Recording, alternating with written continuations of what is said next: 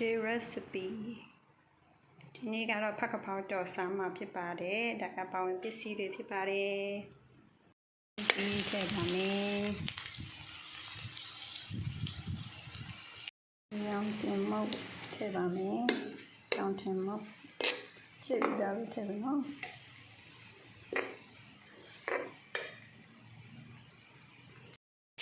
စက်ပန်းနဲ့ဒီဒါထည့်ပါမယ်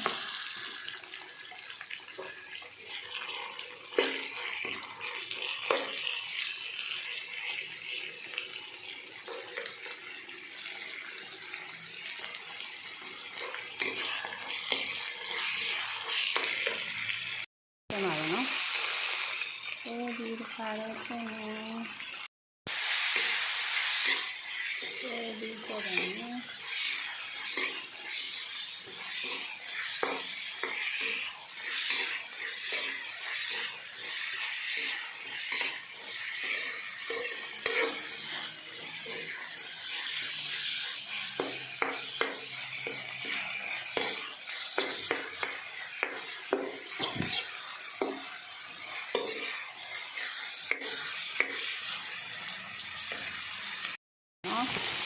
လိုက်ပါပြီ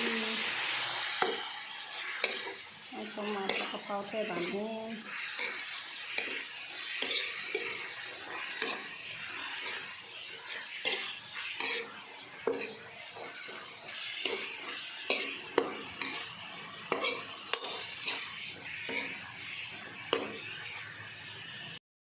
ရှိပြီပါပြီ